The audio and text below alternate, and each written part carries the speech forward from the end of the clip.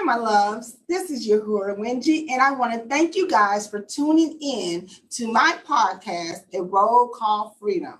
Tonight's guest will ignite you, incite you, and help you think about your relationship, especially with your mother.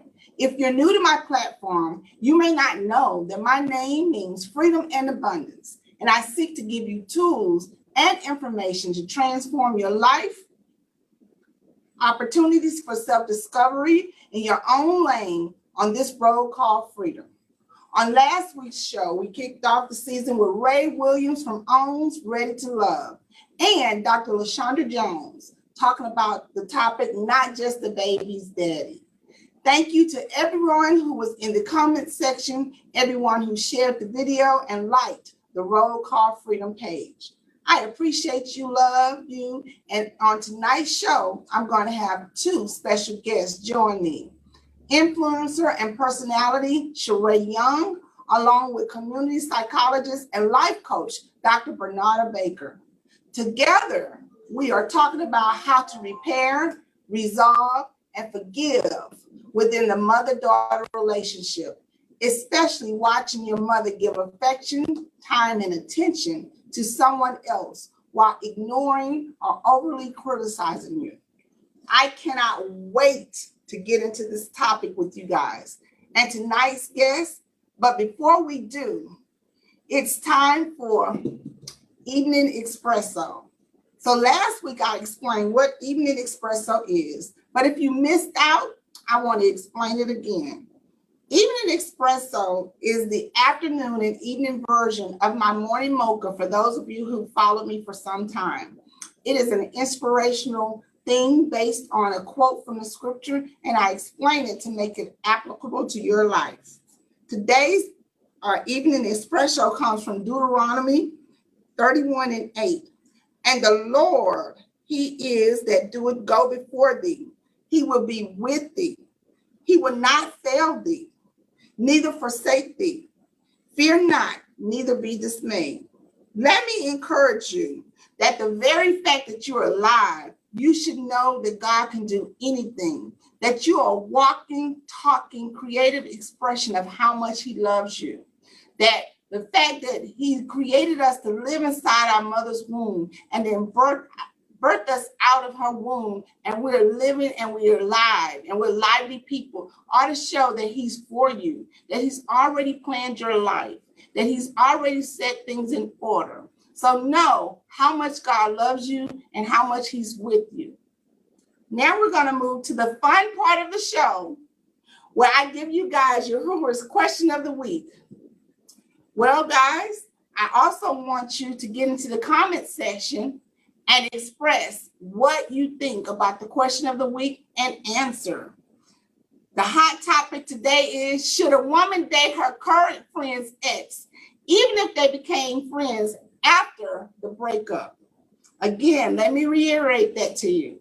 Should a woman date her current friend's ex, even if they became friends after her and the guy broke up?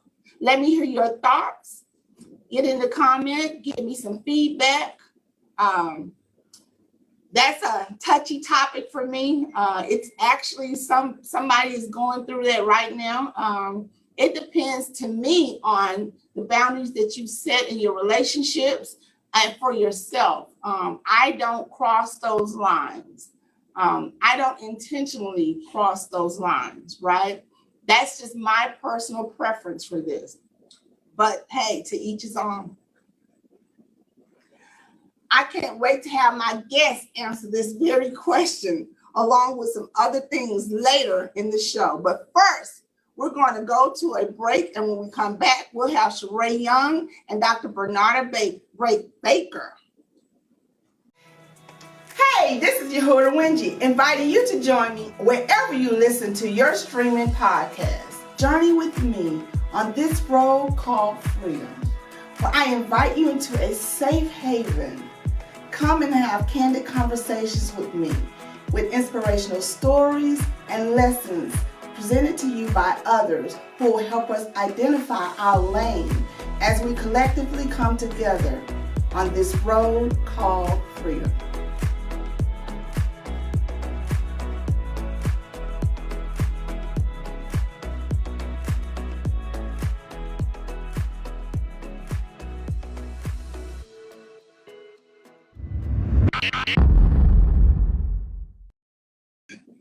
Welcome back to A Road Called Freedom podcast.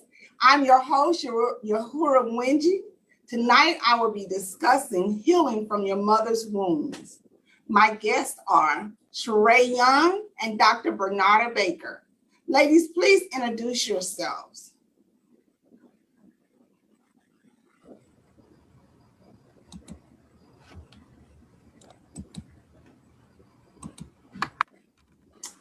Okay, we have Miss Sharae Young. You guys know her.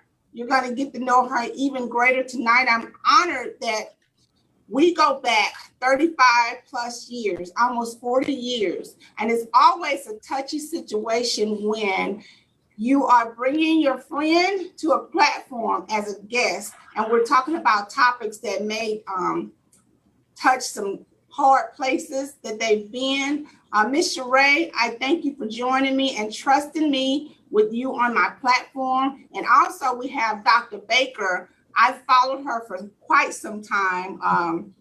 I love the inspiration that she brings to my Facebook timeline. I love her beautiful daughter, Miss Bella, who oftentimes take over the show. All the time. Okay. I love what they bring to the show and to my Facebook timeline and to my life. So I want to go on and ask the question of the day and then have my guests introduce themselves. Sharae Young, we're going to start with you.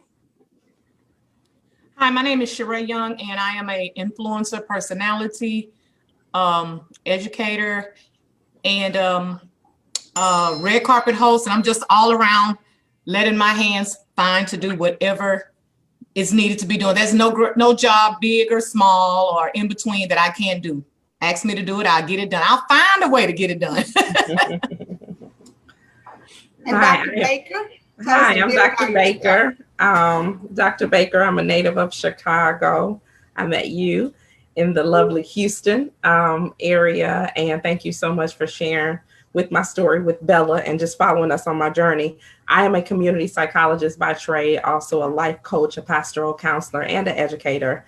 So I do a number of things, but it all boils down to helping individuals birth forth their purpose and just move beyond the obstacles of life in an effort to maximize their potential. A lot of the counseling work I do is focused on trauma, and just the dysfunctional pathologies of life. And we know that we all have some, so. Right. So ladies, whenever I have guests on the show, I like to know what you got on. Now, not only do I want you to tell me what you got on as far as what you're wearing, but I also want to know how it relates to your personality. Dr. B, we're gonna go first. We talked about them pearls, but so the pearls. As we prepare for the inauguration, we know that VP Harris will have on her pearls. So I stand proudly as one of her sorority sisters, and just I'm excited about having an African-American woman in the seat of vice president. And so everything I do, I feel like I'm wearing my pearls to bed, just because that's the space where we're in as we prepare for January 20th. The shirt that I have on is a green shirt, and it happens to be my favorite color. And I love green. Green represents healing in the Bible, and it's just a vibrant color for me. And it looks good on my skin tone. So it's just my favorite color. Just all the way around. You're exuding healing. Exuding healing. Miss Sharae, what do you have on? Well, to start off with, I have on my blonde wig. And everybody who knows me know I love wigs. I will braid my hair down and put a wig on in a minute. And I chose wavy tonight because, sometimes, the winds and the waves will come and we be riding them tidal waves. Sometimes we don't know if we're going or coming, but just know if you ride it out to the end, it's going to be all right. And also I'm wearing hoops. Everybody know me. No, I love hoops because I believe everything in Texas is big. I love hoops. So this is what I'm wearing tonight. My wig and my hoops. And we're going to do this thing big. We ride through the storm on Sharae's waves tonight, baby. And we're going to look good just like she does. All right. So we're going to get into this interview tonight. The subject is Mommy Dearest. If you don't know, or if you're maybe too young to remember the movie, Mommy Dearest was a biography by, back then, Joan Crawford was a huge Hollywood star. Let me give my disclaimer to say that my friend's relationship with her mom, just like all of our relationships, especially us melanated young women, they go through ups and downs, and sometimes we feel like our mothers especially have given out something to others that we didn't necessarily receive from them. So let me say that her relationship with her mom was not as abusive or toxic as the relationship in the movie title that I chose.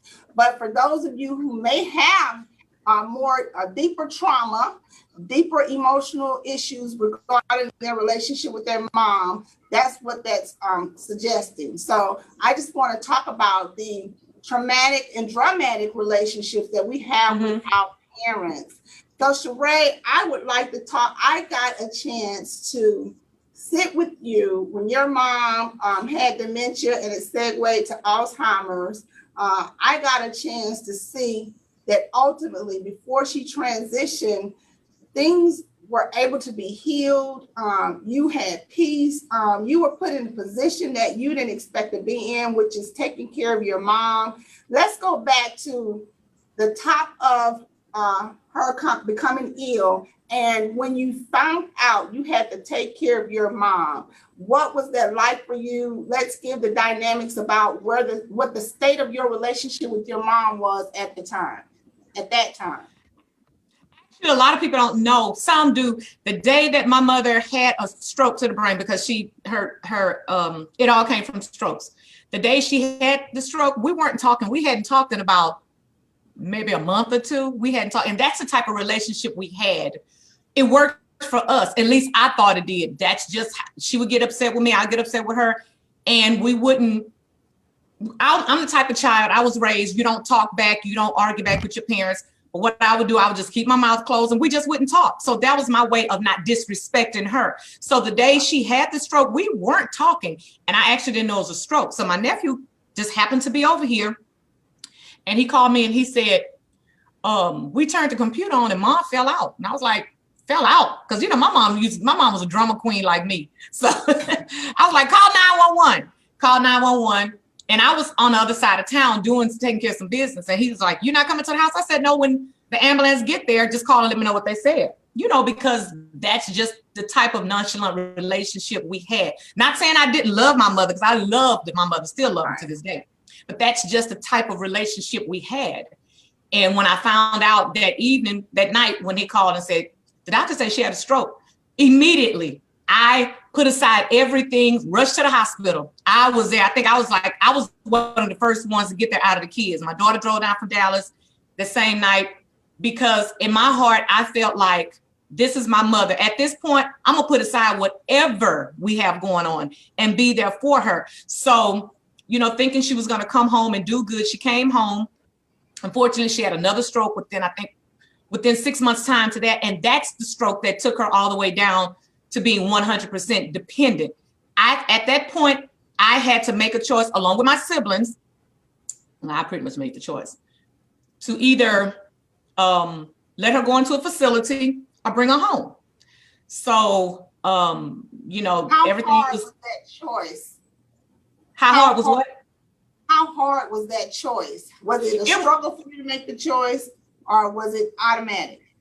No. I struggled because you're looking at your mother riding her bike one day, and that night she have a stroke. Because my mother, she coached all of our life, so she was still in shape. She big bone, but she still rode her bike and exercised and walked and all that. My mother could still outrun me in her 70s, And Dr. B, let me pin in right quick. I'm sorry, Sharae. Let me ask Dr. B, because I heard a lot of things and you explaining about the dynamics of your relationship with your mom, and then her having a health challenge that now facilitates that somebody is going to have to make a decision about whether she received that hands-on care from you or whether she goes into a facility. So Dr. B, you are in the community. You are a licensed psychologist, and correct me if I'm using the wrong title. I'm a community psychologist, so I'm a community psychologist. How do you see these things often where the child, especially our daughters, have an acrimonious relationship with the mother, and then we're put into a position to care for them, and it doesn't, the relationship, the state of the relationship, let me just put this out there, the state of the relationship does not take away from how we feel about our mother. We love them.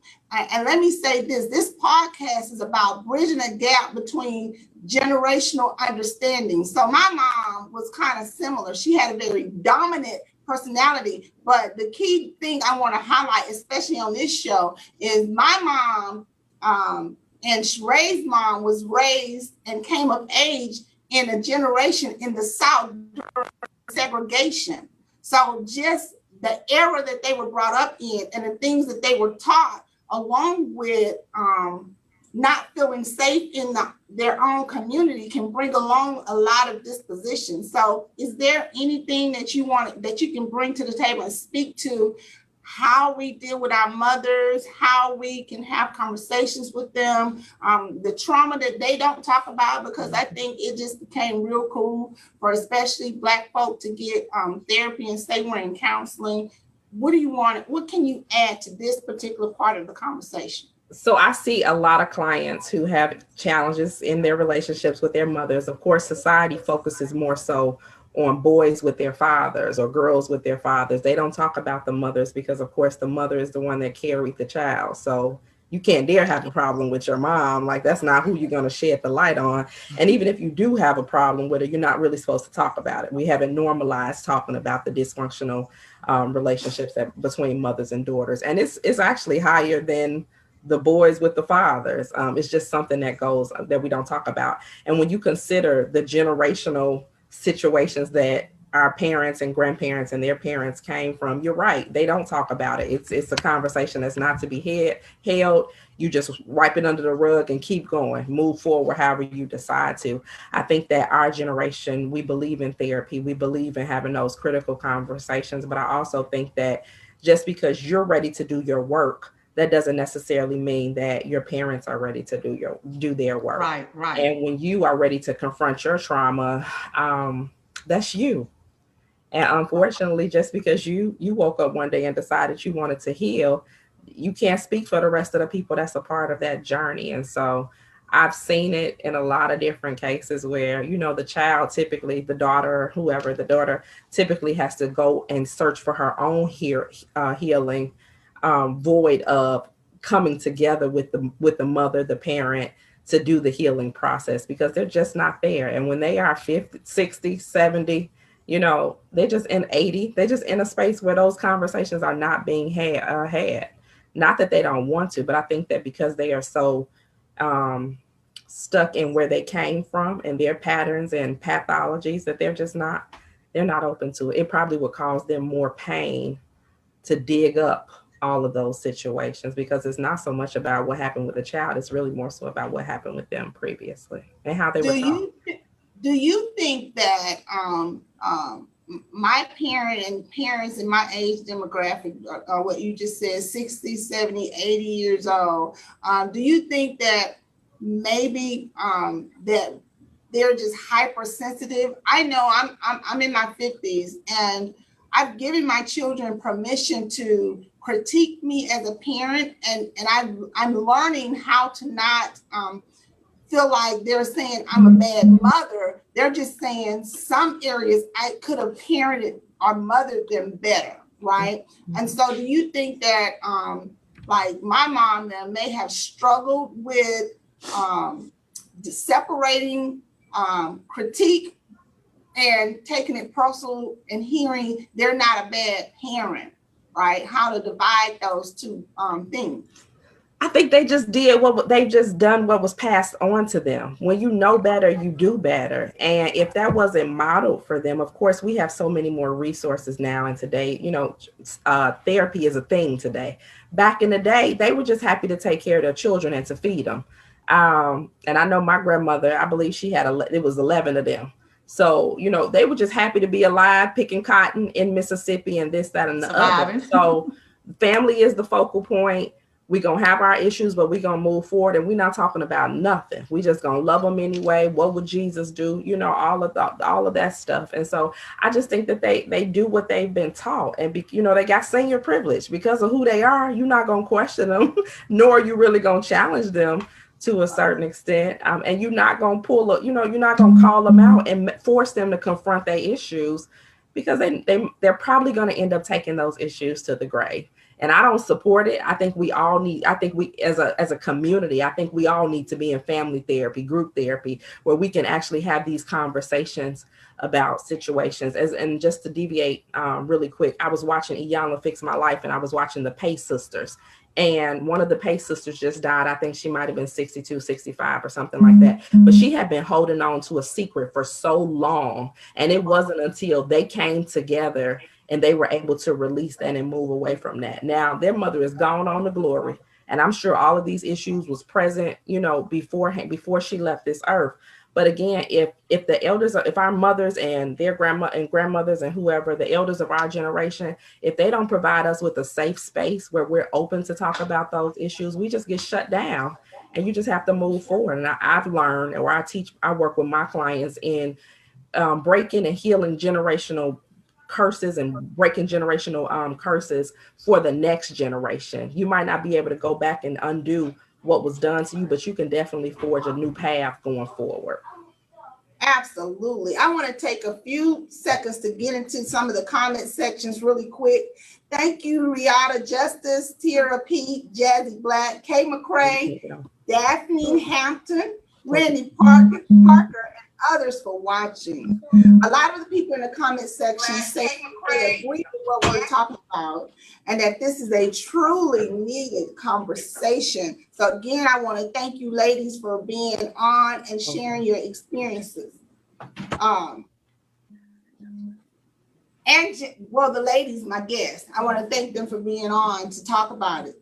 So ladies, we can't talk about the mother-daughter issues without talking about woman-to-woman issues. So the question of the week is, should a woman date her current friend's ex, even if they became friends after the breakup?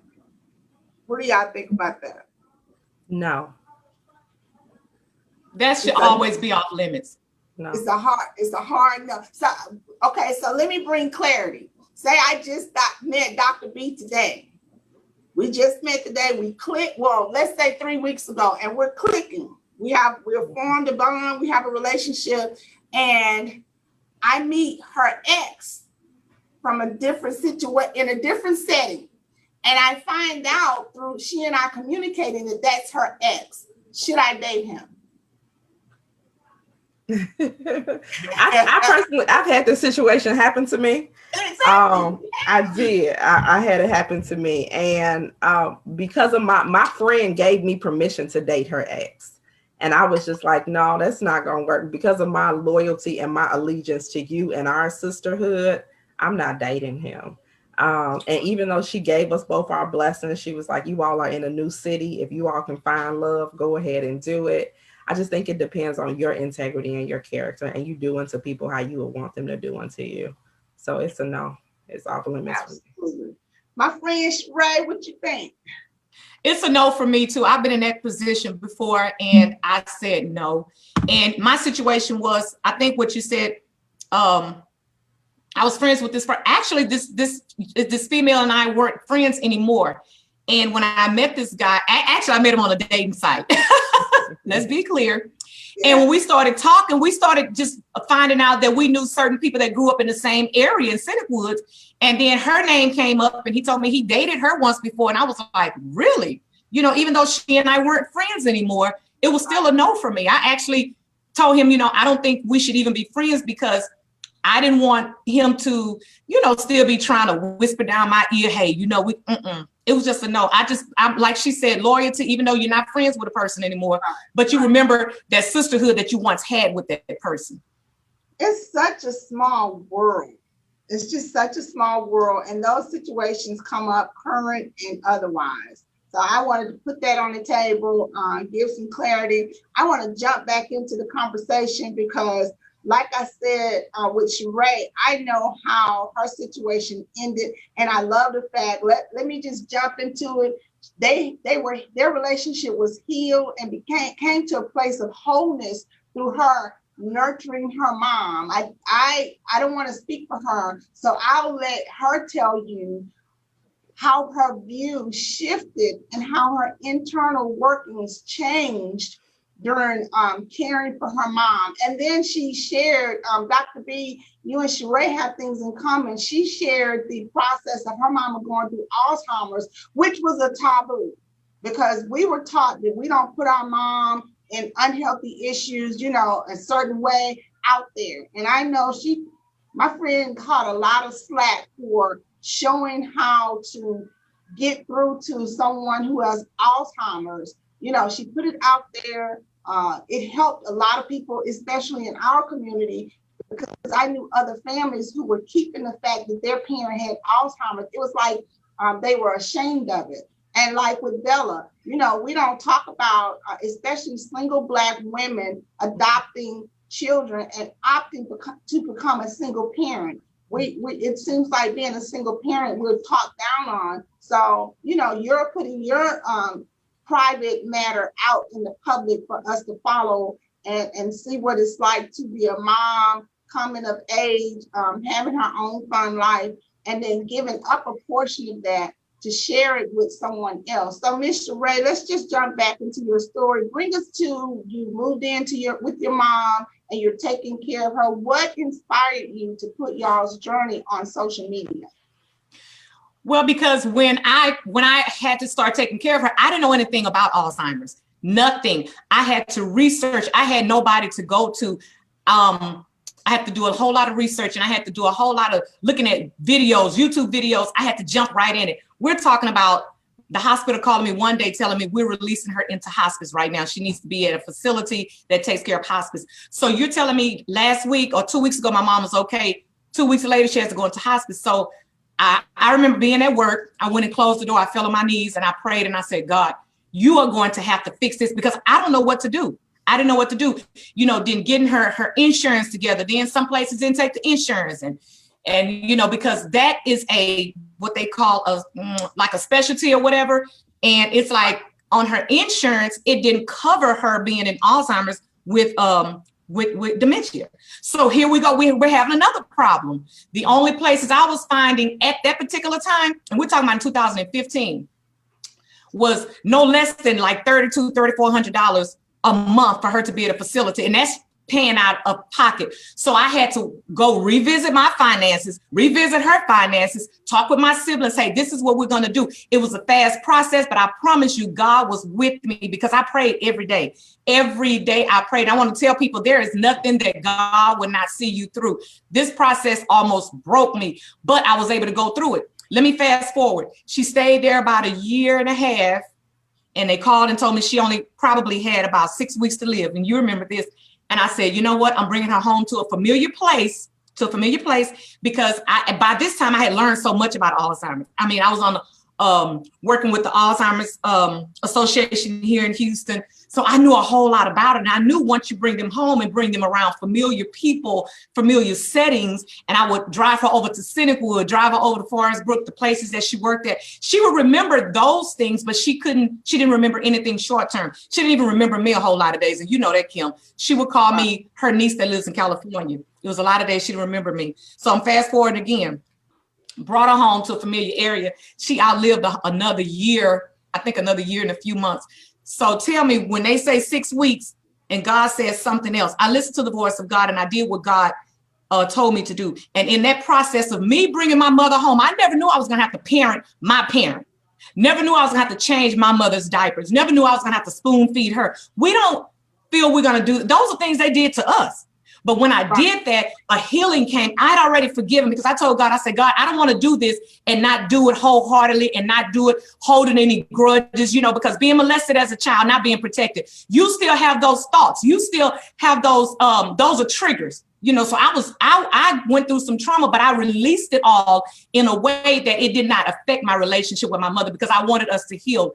And that's what happened. We were able to heal through her illness. And it was a beautiful thing. Let me bring back into this portion something Dr. B said earlier. I hope you don't mind me calling you Dr. B. Oh, no, that's fine. She said earlier in her comments how it's your process to heal. So it sounds like you said in your story, you took charge, you released forgiveness, and you worked on healing, even though your mind wasn't cognizant most days of who you were. So you took the steps. And so let me just highlight that for those that are listening. If you have a parent that may not be hearing you, especially mother-daughter relationships, they may not be hearing your hurt. They may not be open to hearing how you feel about them and their parenting skills or the areas that they have legitimately hurt you. Dr. B, can you give us some pointers right in there about how they take control? Sharae spoke about getting over being molested as a child. So that's trauma in and of itself, and then life issues come up and life challenges, and so relationship trauma that you experience being married or in male-female romantic relationships and such, and then you get here to a place where you want to heal. What do you suggest that a daughter does if her mom's ears are not open to hearing where she is and the hurt that she's carrying? What do you do to speak to the daughters who need to hear what they can do to heal themselves, what that looks like? Well, Sharae, first of all, I want to commend you for the work that you did and the task that you took under, because that was definitely a huge task and definitely honorable. Thank you. Thank you. And, the Bible teaches us that, we are to, it instructs us to do unto others as we would have them to do unto us. And it also tells us to honor thy mother and thy father so that your days will be long. There's a quote that says something to the fact of sometimes you have to accept the apology that you'll never get. And I think that goes for mothers, daughters, and, people across the nation, that oftentimes you have to find it in your heart to release the people and the circumstances that impacted you, whether that person has already gone on to the graveside or wherever they head on to, or if they, you've just cut them off altogether. The real healing work starts in your heart. And so the more you release it, the kinder you can be to them. So Sharae, had you not released that, you wouldn't have been able to take on those tasks and to tend to her in the manner in which you did. And so that you are healed when you can talk about a situation and it no longer rubs you the wrong way, or it no longer triggers you, or you can just blow it off, blow it off your back, or you can highlight it and you show gratitude for the experience, because we all have something that we have grown through. And that it's cultivated our character and it's made us a better person. And so my biggest point that I make in regards to healing and forgiveness is just finding it in your heart to accept the apology that you will never get, because 9 times out of 10, there are a lot of folks that have done us wrong and they are not going to render an apology. And I don't know about y'all, but I've been Black my whole life. And in the Black African-American family, we are notorious for just sweeping it under the rug and picking up right where we left off, and like nothing ever happened, and acting like there wasn't a whole 7-year gap or 6-month gap or whatever that gap was, like it just never happened. So we all walking around here with the elephant in the room, playing crazy, carrying the heartache and the pain, and the folks that need to apologize, they never do. And so in situations like that, I always advise my clients to take control of the wheel and go seek out your own healing.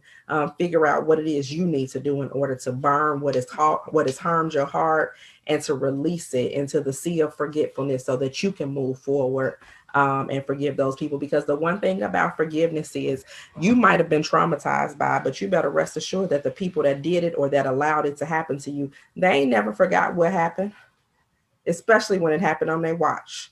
So you don't have to remind the people about what they did. My grandmother, before she passed, her favorite scripture was, vengeance is mine, saith the Lord. Whatsoever you do, God shall repay. So you don't even have to go through trying to get people back and trying to, you just continue moving forward. And that's when you know that your healing has really kicked in, because you're able to move forward, just like Sharae was able to do with her mother. Oh, Dr. B, you have me doing the church girl rock. Look, you got on your cape, so you dress for the occasion. Let me get the minister of music to cue up some music.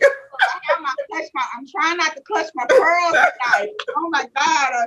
I told him I wasn't going to do the bobblehead this week. Once again, in the comment section, Jazzy Black said, there is no manual to parenting. We do the best we can, and that character is the key. And thank you, Karen and LaShondra Garner, for joining the conversation. I appreciate everybody who's sharing the platform. Right now, we're going to take another break, but when we come back, we're going to introduce my favorite segment called Girl F Them Kids. You got to tune in to find out what the F means.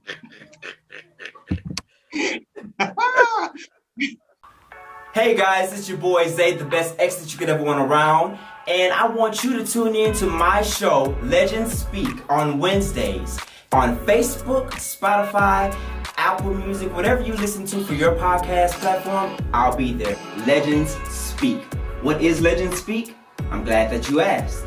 This is a platform where I invite people who I consider legends, and I interview them about their professional career and just get details about how they were able to be so successful while fighting mental health issues. So if you're interested, which I know that you are, tune in to Legends Speak with your boy Zay, the best ex that you could ever want around.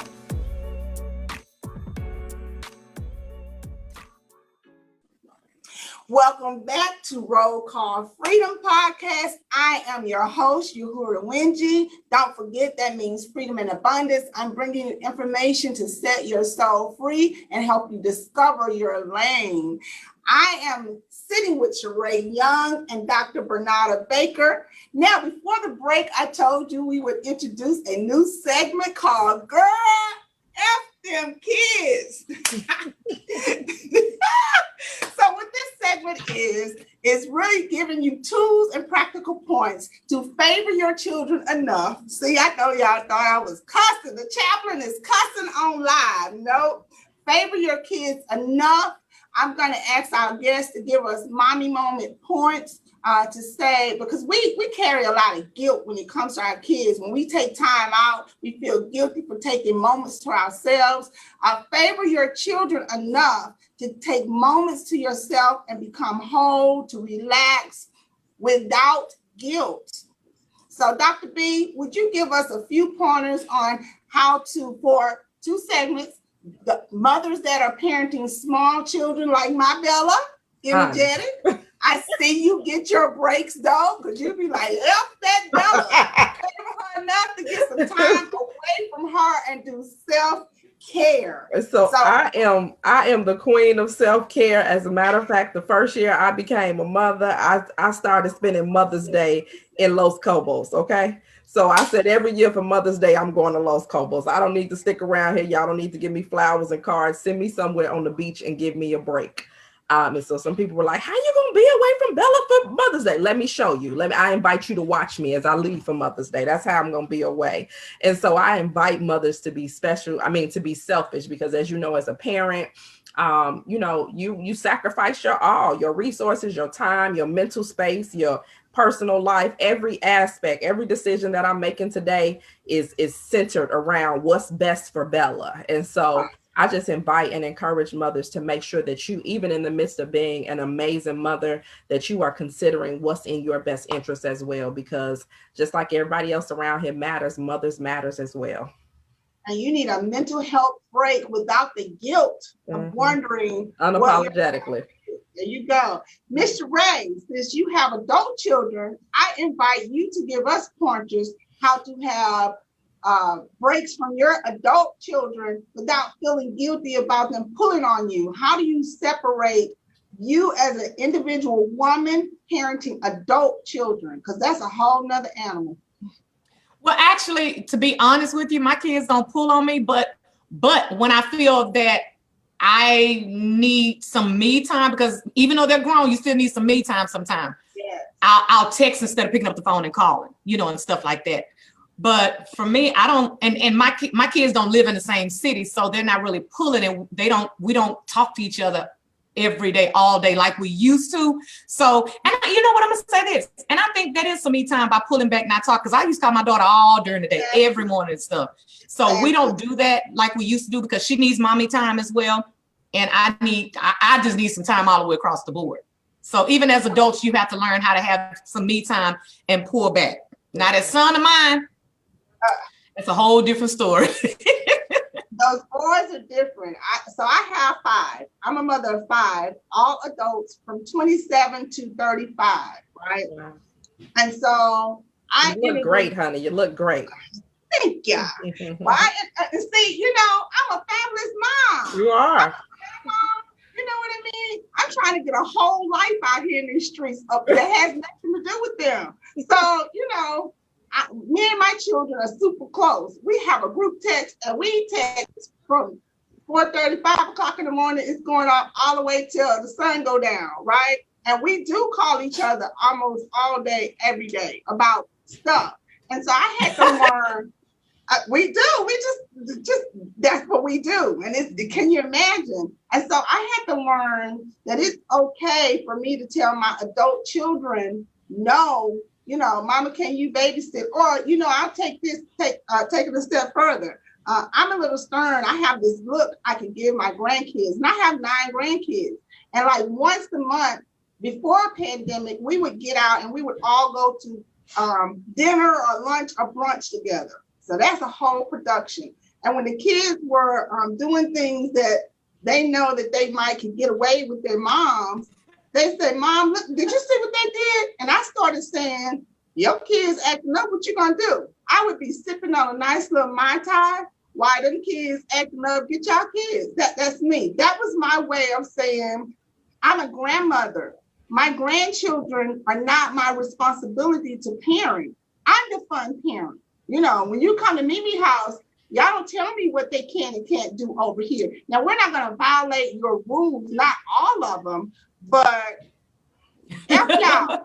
I'm going to favor y'all enough to set boundaries over here that's good for me in my life and where I want to go and what I want to do. They still think they're my boss, but hey, that's not my issue. That's theirs. So that's what Girl Effing Kids is about. It's just healthy parenting. Learning to be whole. I'm working on my wholeness journey and healing some things. I've also invited my children to critique me. And some things they say as a parent that I could have did better, it's hard to hear. And I'm learning to just take that and do like my mom said, you'll catch up to it. Sometimes we have to let legacy take its course. And when they get to a place in their lives, the light bulb will come on. I'm learning to be patient for the light bulb to come on for them to see things from my perspective, meaning how I did things and why I did things for them that they said hurt them. Now they have their own children and they're just kind of seeing where, no, I did it for their good, right? Mm-hmm. So we're going to go back to our second part of the interview. I love that segment. I think I just like saying that out loud. Mm-hmm. I think so too. So you think so too? I enjoyed that a lot. If you haven't done so already, please go share this video with others. I also want you to like our page, the Road Car Freedom Podcast. And I also want you to continue commenting. We want to hear your feedback. I want to know what you're thinking. So let's just jump back into your story, Miss Sharae. I watched you be so kind and so tender and so gentle. And I'm reminded of Diary of a Mad Black Woman when she was taking care of her husband after he did so many things to her. And then when the forgiveness kicked in, how she was gentle and she was kind, she was able to let him go because at that point she had healed enough to know what was best for her. And you do with your mom. Healed. You were, when she transitioned, you were able to let her go, knowing that you had gotten through to her, because I watched her defy what the doctor said. I watched her have conversations with you and call your name and talk about things with you. And the doctor said that she was getting ready to get out of here. They kept playing that for like a year and a half or whatever. And she would talk and she would remember things. And I watched how that made you as my friend feel. I watched you, you know, unfortunately, I'm having this conversation because I've watched too many of my girlfriends have to deal with the trauma that their mother brought to their lives over her casket. And now all those things are locked in them. And it felt like that they could never say to their mother what they wanted to say and get from them what they wanted to, because she's gone. You know, some things I say to my mom, I say it anyway. You know, if God, if she could hear me, tell her I'm real sorry because I caught up to it now. I hate how I treated her. I hate my attitude toward her. And yeah, God, she was right. I couldn't see it then because I was 30 and she used to say, baby, I've been your age, but you've never been my age. So be real careful what you say you won't do and how you're going to parent differently than I'm parenting. And baby, listen, I've caught up to a lot of that wisdom. So I find myself in the shower repenting to my mom, saying, God, if she can hear me, tell her it's her earth daughter, Kim, and I'm real sorry. You know, I've caught up to it, and can you forgive me? So this comes all the way up to months before she's transitioned and what your relationship with her was like. Well, when she started transitioning, like I say, our relationship was already healed. I was still, you know, still believing God that she would pull through, because, you know, every time they say she's not going to pull through, she pulled through. But at some point I started feeling a peace over me. And I know that was God giving me peace, because I knew this time it kind of felt different. This time I was like, okay, this is really it. This is really it. And you remember that Tuesday when I called you? I said, they called me from work, told me to come on to the house. The nurse is there. You came out to meet me here at the house. And when I walked in and when I saw her, and they were like, don't give her any more food. Don't give her anything else to drink. Now's the time she's transitioning. And at that moment, I think I went upstairs and went in the bathroom and I said, Lord, I thank you for this journey. I thank you that you allowed me to heal. I thank you that you're taking her at a time that I know where she's going, because she's healed. I know she was healed because I was healed. And it's like maybe 2 or 3 weeks before she passed, her talking was different with me, you know, and I would always get into bed with her and sing with her and stuff. And it's just, we would just, she would get upset with me. She wouldn't cuss at me or none of that kind of stuff. So I knew that it was a change. It was a shifting. So I knew something differently was happening. So I just thank God that he gave me the peace and he healed me and he healed her. And like I said previously, and I'm gonna say to everybody else, if you have an ought against your parents, like Dr. Baker said, they're not going to say, I'm sorry, because our parents just don't do that. Some do, some don't. Now, I'm a parent. I can go to my kids and say, I'm sorry, I didn't do this right. Or when you were younger, I should have done things differently. I tell people now, my son, and I know people tell me, nah, that's not your fault. I don't take full responsibility of him being in jail, but I do take some responsibility of not being there when I should have been there. As parents, we don't want to take responsibilities. And that's what my mom didn't do. She never took responsibility. And I knew the type of anger and resentment that I walked around with. And I don't want my children to walk around with that. So what I do, I give apologies and I give them a reason why I did what I did, you know, and apologize with it. I don't sweep things up under the rug like it never happened, because that's what happened to me. And I don't want to do that in my kids' lives. So there's a saying that I don't particularly like, where it says, hurt people hurt people. I know that that's some truth and I comprehend what people are saying, but you were hurt by your mom and you may have started out hurting your children, but the awareness came and you stopped that behavior. So I do know that hurt people can become aware of themselves. So I say, hurt people who don't want to be accountable for how they are hurt people, right? I think that's a great point that you made. but hurt people do hurt people. And so sometimes I don't, I think if you want to get the healing that you need, if you want to apologize, that's just a choice that you have to mentally make. And then you have yes. People make decisions to not acknowledge or to not take accountability for whatever it is that they have done. That is a conscious decision, because 9 times out of 10, it's not that they are unaware of what has happened. And so you're right. Hurt people because they neglect or they refuse to take accountability for whatever hurt or trauma that they have inflicted upon other people. And it's easier to hurt somebody else than it is for me to be still and to be honest and transparent and humble with myself, and to do my own work and to come full, face to face with my own flaws and my own faults. So it's easier for me to hurt you than it is for me to go back and look at my own stuff. So hurt people do hurt people, and they might do it with great intention. I knew I had you on the show. I knew God said for you to be on the show. You said that so well, because and that's what I'm saying, that I wanted to say to you, like, you damn right. Hurt people. They do. Yeah, they do. I'm just saying that it just so many times we hear that, and it's so overly used that it feels like it's a cop-out, and they use it as an excuse for their behavior versus an excuse to get better and do the internal work. Because I feel like, the process of growing for me was painful, because who wants to admit that you're a trifling girl and what you did, like, you were absolutely wrong. Like, I caught myself doing something like with my mom. It was a litter of us too. And I have a litter. I got 5 kids. That's a whole lot of kids. And I caught myself when I would when one of my children would offend me, I'd go tell. So I have all my children say that they are mama's babies, but there is an ultimate mama's baby.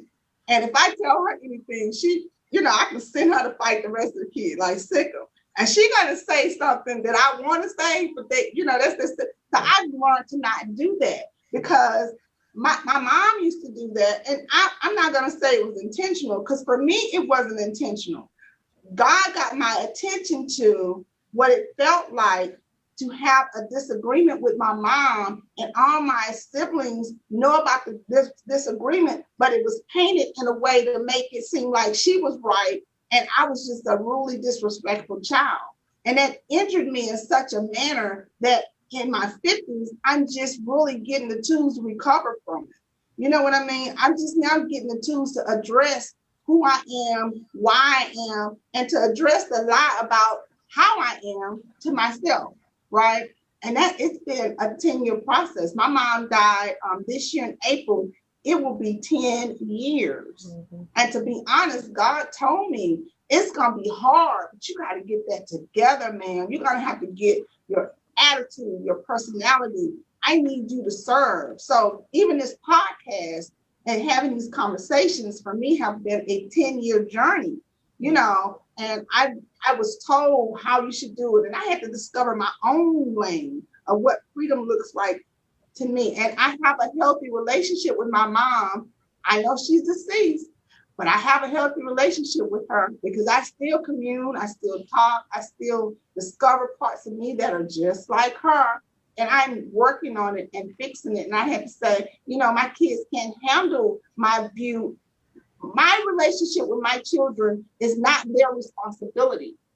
It's not the other children's responsibility to manage my relationship with them, just like it is not my responsibility to manage their relationship with each other, because I'm a parent and they are siblings, and those relationships are different, right? Mm-hmm. Dr. B, I want to talk about your process and getting Miss Bella. I met Dr. B at an event at Gallery Furniture. Actually, I met Bella. Right. Everybody meets Bella. I'm just mind my own business. And this toddler, I think she was maybe 2 at the time. And she sat next to me. She was well spoken, she was articulate. She served me because she went and got like my utensils. She spoke up for me because I didn't get chili or something. She didn't realize I didn't eat meat, and she was going to order my chili, right? And she sat next to me the whole time, and I was like, I have good energy if this baby is here and she's not. And then I connected with you on Facebook and read your story. I'm going, listen, baby. My mom gave me good advice when she said, if you're gonna have them babies, you better pop them all out now while you're young. So when you get younger, they'll be grown and gone. Honey, how'd you turn that corner to adopt? I am too old to be walking around here with a toddler. Okay. Well, I didn't want to call you old. My nerves is bad. My patience is short. I'm Did sleeping. You want kids? Say it again. You want kids? Did you want to have children? Oh, so you know what? Probably not. Probably not. I always thought kids were overrated. I thought they were expensive. And I was living a very great life. I mean, I was a jet setter. I was out of here. I could jump on the plane in the blink of an eye. All my money was my money. So kids to me was kind of like, if you would have caught me back in my 20s, my early 20s when I came out of college, I just wanted to be a soccer mom. But as I got into my career and my degrees and all that, that kind of just changed and I kind of became selfish with my own life. So I could have went either way. The one thing that I didn't want to have, I knew that I didn't want to give birth because I don't like anything medical. So I knew that me having to go to the hospital in pain and all that, that wasn't going to work for me. And so my sister would always be like, you're going to have to get a surrogate. Did you look for a surrogate yet? You could be like Beyonce or whatever. And so if I had kids, I knew that I wasn't going to carry it. I wasn't going to deliver. So the journey of adopting Bella, I was helping out a family. I raised some money on social media. I was like, she's cute. Let me drop off these items. God bless you all. Take care. And that was supposed to have been the extent of it. She didn't have, her biological mother had left her a month after she was born. When I met them, she was 8 months old. Dad didn't have the resources to really tend to her, and he didn't have any next of kin, and he had a background. So if anything would have happened to him, she would have went into the system. And having been the founder of the Princess Within Foundation for the past 15 years at the time, I was just like, okay, God, if this is an opportunity for me to save a life of a little princess, then I don't want the blood to be on my hands, because I was selfish and was like, no, I got a life to live. I got flights to catch, trips to take. And I had worked so hard to plan my life out. I wasn't planning to become a single mother. It just did not fit the picture of my life that I had imagined. And so, but I think it's just a story of when God calls you to do something, that obedience is far greater than sacrifice. And so my obedience has yielded a very fiery, articulate, soon to be 4-year-old, known as Bella Sky. So she has been my greatest unexpected blessing. I think I've done a relatively decent job of mommyhood, mothering. There were many days, though, that I felt like I was failing in life, because I was used to being a go-getter, a mover and a shaker. I was used to being able to plan a conference, fly across the country, write a book. And then when I became a mother, I was like, I can't stay up past 8:30 and this baby is crying all night. Like, I can't do nothing. And I got to be failing at life. And it was no book I could go read about it. It was just a life experience that I had to grow through. So that's where Let's talk about parenting styles, because I know, do you get a lot of flack from especially the African American community? Because I know I did, because I parent differently. Me and my kids, we would have weekly meetings where they got to critique me as a parent when they were coming up. You know, if I made a decision, they could say it wasn't fair. You know, I remember one of my daughters called herself running away, and I made a report and went to bed. You understand me? Like the same my stupid tail gonna take care of her. I went to bed. You understand? So I was kind of, for my set of women, I was kind of an outside the box parenter. Like, my kids don't have to say yes ma'am, no ma'am. Like, just like, they can't call me Kim or nothing, but they are respectful within their rights. They honor me. And so I see that you parent Bella very different than the African American community gives you the rights to, because Bella is. I'm glad that you mentioned that, because I do parent Bella very differently. I am a very open parent. I have a lot of conversations with Bella. I am non-traditional. I don't allow myself or anybody else to put me in a box. And Bella and we have been on our road to freedom. So we're going to do whatever we want to do, when we want to do it, and how we want to do it. And we dare anybody to tell us how we should be doing it. So early on, of course, because our journey had been so public, even if I would have wanted to have kept it private, we were in the news from day one. I mean, we were in the news when Paul Wall came to my job unknowingly and surprised me with a donation, towards the adoption. And so it just made sense for me to continue on in the public eye because so many people have been following Bella's journey. We were, may not know, but we were featured in the Essence magazine. We were on WGN News in Chicago, KHOU in Houston. We were, I was honored by the Weather Channel. So our life had been public. Bella's a different kind of child. Even though I didn't give birth to her, she has my spirit, she has my energy, she has my attitude, my charisma, and all of that. And so I probably do let her get away with more than what I would have ever gotten away with as a child. And it's okay. The environment that I'm cultivating with Bella is an environment where she can be free to express herself. I want her to learn all that she needs to learn about the art of negotiation, having critical conversations, standing tall for what she believes, being able to defend herself. And if I have to be the person that she practices that on, I'm okay with that because I know that when she gets out here in the real world, she'll be fully equipped. So I think it's about perception and what you're hoping to curate. So people who have commentary about how how I parent Bella, they might not necessarily be working with the same ingredients that I'm working because I might be cooking up a different kind of treat. And so I take full responsibility for how I parent Bella. I'm proud of it. She's an amazing 3-year-old. You don't meet a whole lot like her. And it's because of what I've curated and cultivated in her. And it's because of the space that I give her to be who she is. And so I'm proud of the manner in which I parent. And I know it's unorthodox. I know it's out of the box. And I'm grateful for the fact that I have the confidence and the courage to be able to put our story out there and to allow others to follow our journey, just to sit back and see.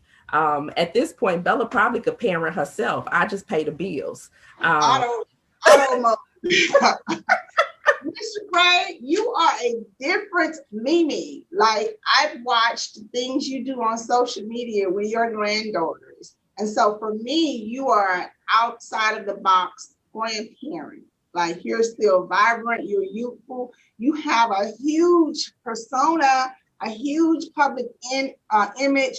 You are a social media influence. So how do you balance that with, were your grandkids initially uncomfortable with you being their Mimi, or were you always like the cool Mimi to them? How did they feel about you being so present on social media and then inviting them into your social media world? Because that's a delicate balance. Like, people feel like that because your grandkids are on social media with you, they have the right to say certain things about your grandkids. How do you balance that? You know what? When I'm around them, I think I balance it because I include them in what I'm doing as far as social media. Like we was on the news doing TikToks featuring, grandmother with her grandkids on TikTok. They like being featured. The oldest one, she don't too much, because she's older. She got her own Snapchat and all this. So I'll be like, girl, get on in here, get in this video with me. So it's fun and I make it fun. And I don't do a whole lot of fussing with them. I'm like Dr. Baker. I'm just out of the box when it comes down to them. And my daughter gives me rules and regulations when they come and stay here with me in the summertime. But like you said, all the rules and regulations I don't follow. She'll call. I want them in the bed by a certain time. I'll be like, okay, hang up the phone. They don't go to bed right then because guess what? I got to get up early the next morning and fix breakfast. So if I'm not getting up at 7 or 8 o'clock, they not either.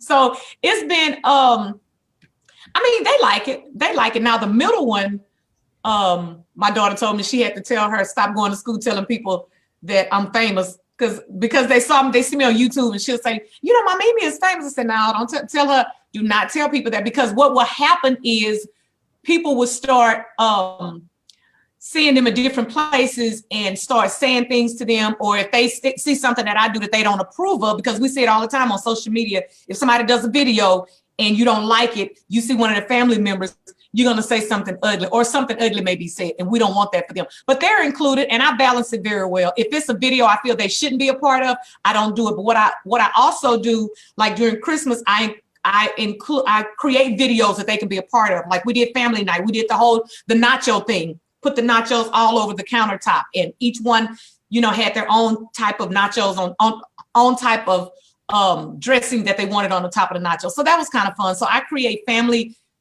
functions and we stream it live. So that's how I do when I'm with them. And that's just a great balance with me.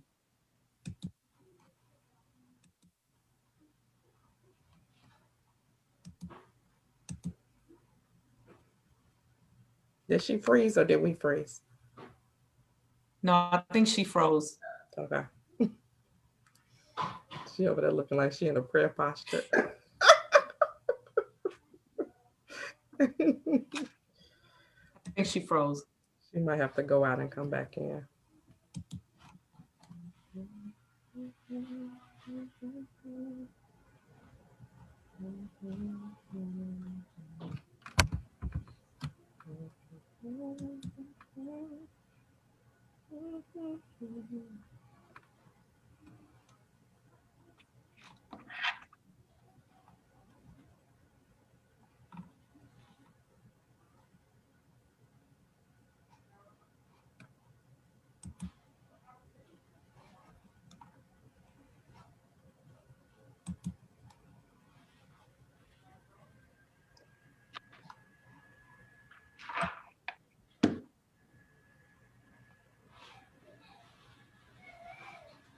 You think we should leave and come back in? Well, she's at the studio, so I don't know. I just sent her a text. Oh, there they go. It was something on their end.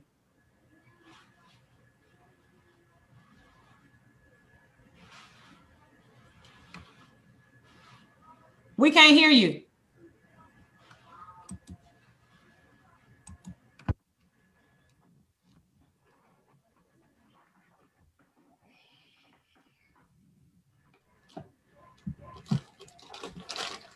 Okay, can y'all hear me now? Yes. Oh, great. Technical difficulties. I don't look like what I've just been through, girl, to be frozen in time. I want peaceful. Thank you so much. I wanted to thank you ladies so very much for coming on a new platform, trusting me with your brand.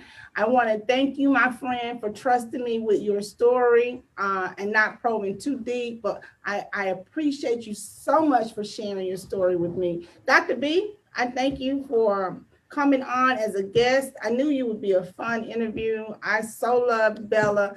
Tell my audience where they can find you. You guys go follow them. Sharae may be at the top of her limit with friend requests, but follow them. I promise you, your life will be blessed. So go follow them. You can follow me on Facebook at Bernada Nicole, and you can follow me on Instagram at Dr. Bernada Nicole. Bernada is spelled Bernada.